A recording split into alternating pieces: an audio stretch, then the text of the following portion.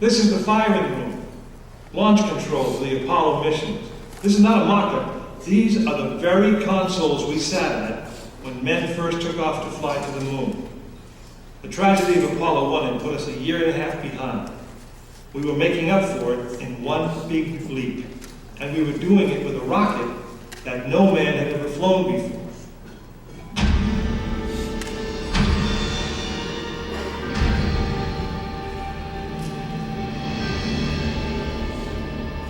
It was a few days before Christmas, 1968, when Apollo 8 sat on the pad. She was the first of a new kind, a moon rocket. This was the Phoenix, risen from the ashes of Apollo 1. The first Apollo crew did not die in vain. This was to be their testament.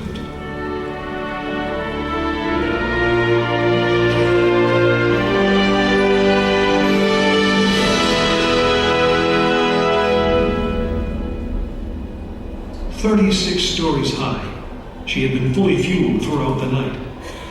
The liquid oxygen in her tanks caused ice to form on the outside of the craft. The extreme temperature differences between the air and the sub-zero fuel caused the metal skin of the rocket to expand and contract. Everyone who was on the pad agreed. It was as though the rocket was alive, breathing, straining at the leash. Earlier in the morning, astronauts Frank Borman, Jim Lovell, and Bill Anders had made their final preparations before taking that long ride out to the waiting spacecraft. The minimum safe distance from a Saturn V at liftoff was 3 miles. The reason was simple. When fully fueled, the rocket contained the explosive power of an atomic bomb. As the clock counted down, the astronauts and all of us in launch control went through the pre-flight checks, our hands on the controls of the most powerful, most complex machine ever built. It had over 2 million separate systems, and to bring these men back alive, everything had to work perfectly. Each individual system had been tested, but what we didn't know was how they would perform when all 2 million began to work together. That moment would come when the countdown clock reached 0.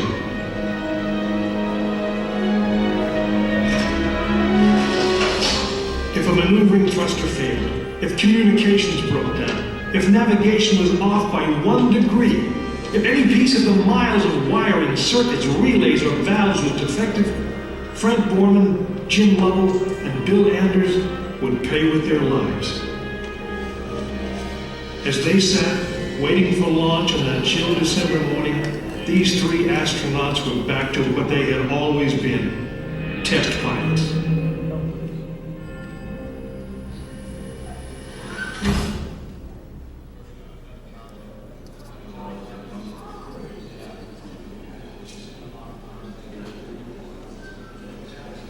You are now in the final minutes before the launch of Apollo 8, right here where it actually happened.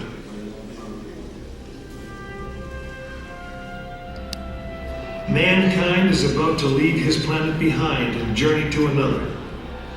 It is one of those rare moments when history is not being made, destiny is being embraced.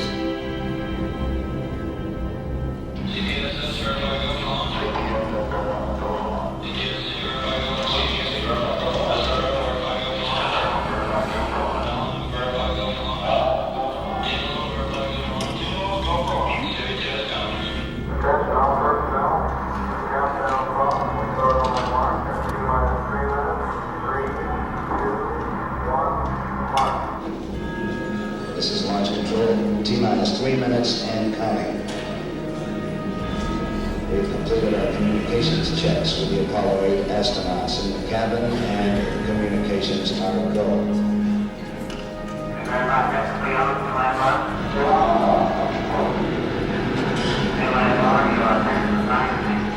During this period, once we do get the firing command, the various tanks within the 3 stages of the Saturn V launch vehicle begin to pressurize.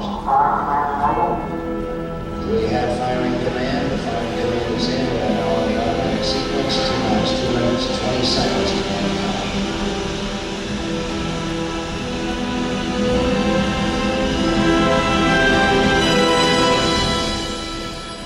Our status board indicates that all aspects are ready. Instrument unit is ready. Spacecraft ready. Final check of the emergency detection system. That ready light also on. First stage preparations are completed. All systems are ready. Okay. Keep going. Ready to go to Cronkite. Stand by, Walter. Okay, you're on. All systems go. T-minus 45 seconds and counting. The first stage liquid oxygen tank has been pressurized and the pressure is still building up.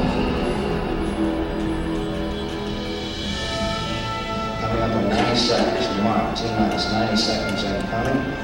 The Apollo 8 crew standing by, spacecraft commander Frank Borman, Jim Lovell, Bill Anders. We now report that the liquid hydrogen tank in the third stage is pressurized. 1 minute 15 seconds.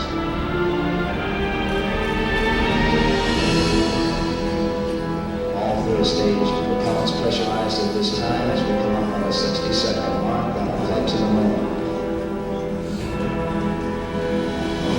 T-minus 60 seconds and counting. The vehicle now is completely pressurized. We're coming up on a power transfer shortly.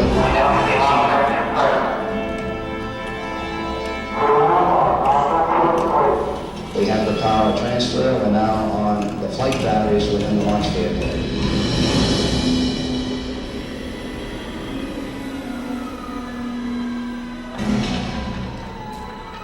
Final reports coming from Frank Borman at this time. Final look at the switch list aboard the spacecraft. 20 seconds. All aspects we are still low at this time. 15, 14, 12, 11, 10, 9, 8, sequence start. Engines are on. 4,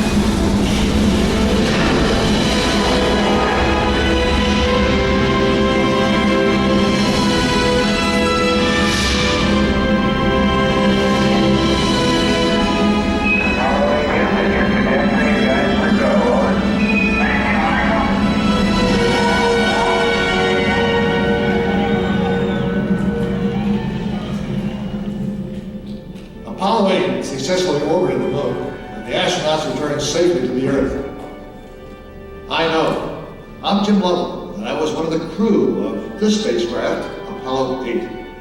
We were the first men to see the surface of the moon from just a few miles away. But it was the hundreds of thousands of men and women who worked in our team, and the millions of people who supported the mission that really made it possible. That way, I guess, we all went to the moon. Now, on the other side of those doors, you'll find an actual Saturn V moon rocket. It's still the most powerful, the most complex machine ever built. And I guess it's the only one that can take you to another planet. I actually got to fly one on a second flight to the moon called Apollo 13. But that's another story.